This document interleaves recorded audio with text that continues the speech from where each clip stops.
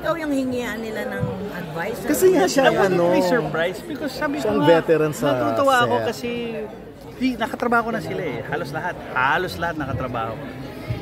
And nung nag-lock in kami, magkakasama kami sa isang kwarto yung mga boys. Sila Luis, sila Kelvin. So doon ko lang na-realize na Kelvin is an introvert. He's an introvert guy. And he's trying his best when facing a lot of people, he's trying to be in the middle, na ambivert. Kasi pag extrovert yan, makita mo madaldal yan eh. Hindi, introvert talaga siya. So, ngayon ko na naiintindihan na, nung nagkasama kami sa isang kwarto, okay. He's a very deep guy, may mga angst din sa buhay. Madami. So, lalo na yung kambal, tapos si John. Tuwa ko kay John kasi gaganyan-ganyan lang yan, but pinakamabait pala yan eh. Isa sa pinakamabait na tao na kilala ko eh. Pero, hindi na nakatakot. Pag sobrang bait mo, pwede kang pumutok. Alam mo yan? So, unti-unti lahat sila na pag may problema talaga. Nakakapagod niya. Hinakap ko nga si LGR kanina. Pang sounding board pala ng mga ito. Kasi Kuya Gab. Text siya, Kuya Gab, ganito. Kuya Gab, ganito. Para ako magbubukas ng clinic eh. Alam mo yun? Sabi ko, pero hindi ako napapagod. Kasi natutuwa ako. I don't impart on how I act on the set. I impart yung how to be professional. Yung pagiging professional mo sa trabaho, pagiging dedicated. Parang gano'n na sabi ko, pakinggan nyo man, sundin nyo man, go. Pero hindi nyo sundin, okay lang, kayo naman yan eh. Pero sabi ko, ang karera ng karir dito is not who, parang race to the top eh. Is who'll stay longest.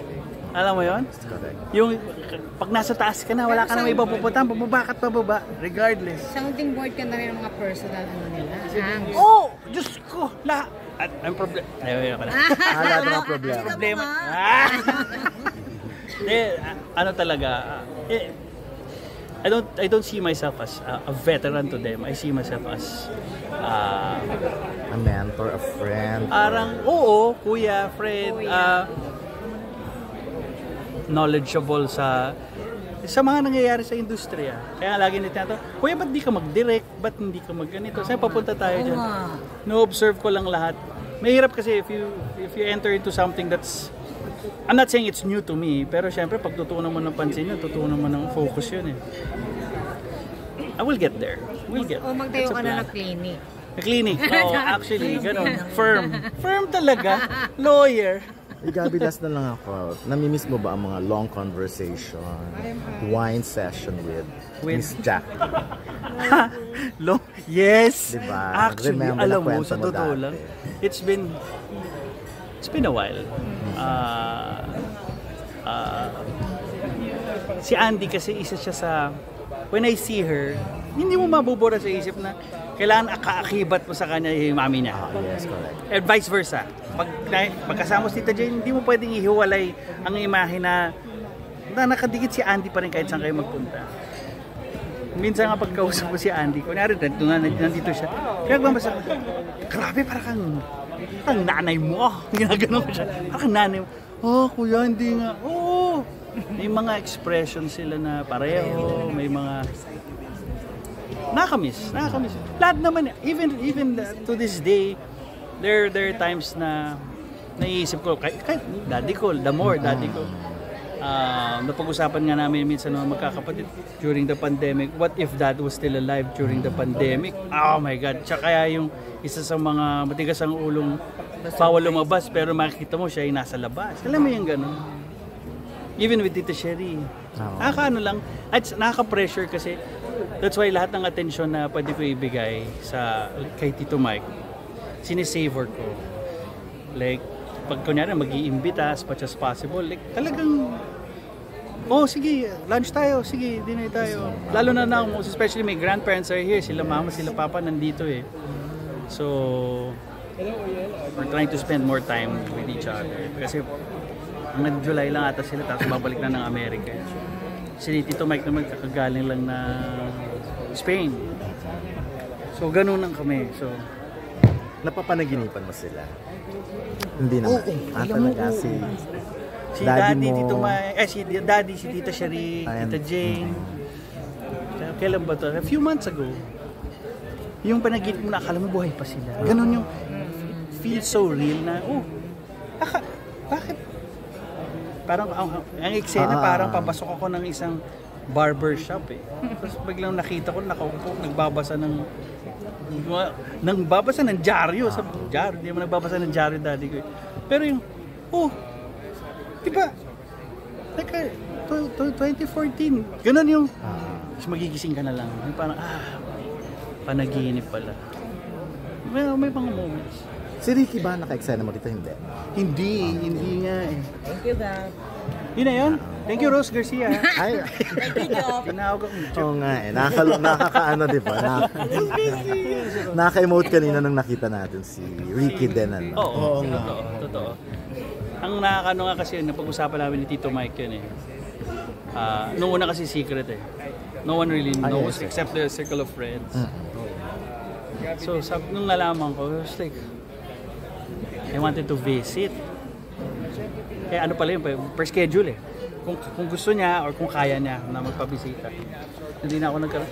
He was our director sa Dading. So, nung nag-usap kami ni Glyza about it, malungkot kami. Kasi he really played a big factor sa nung nagdidirect siya ng Dading. Kasi during the time my dad was diagnosed also. So siya dumalaw pa si Tito Rick sa bahay ni Tita Cherie kung saan nasaan si Daddy.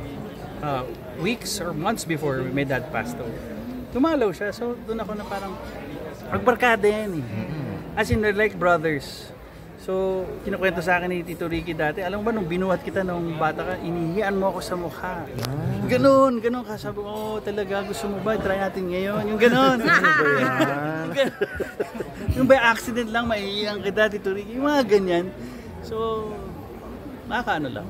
That's why nung yakap ko kay Ricky May tsaka kay Ara. I also know the story, yung mga tampuhan nila ni Ken. Alam ko yan kasi nag-usap din kami ni Tita Jack nung magkasama kami sa startup. So, kwentuhan kami about it. May yung mga ganyan nakakarating lang sa akin kasi family, ako eh. So pag may problema or may mga gusto lang ikwento about family, I can relate. Kasi ang pamilya namin very colorful, very dramatic yung family namin. So pag may mga ganyan, mga issues, Diyos ko, yung nag-share si Tita Jackie sa akin, talaga, ganito. Kaya nung sa eulogy nga na kaayos sila, Diyos ko, tuwan-tuwa ako nun eh, yung parang talaga, alam ko yan. Iyakap ko kay Ricky May. Nagtanong pa nga siya sa akin, sabi niya, is it gonna be easy along the way? Sabi ko, kasi siyempre pinagdaan. Kasi sabi ko, yes, but it comes and goes. 1 week okay ka. The next week, maalala mo. It doesn't end. Kahit ako nga eh. Diyos ko. Hindi naman mawawala talaga. 11 years. 11 years na. 2014 si Daddy. 11 years na. So eto, malapit na naman ang birthday niya. So, September 1 is his anniversary. So, maalala pa rin. Okay na. Scene mo.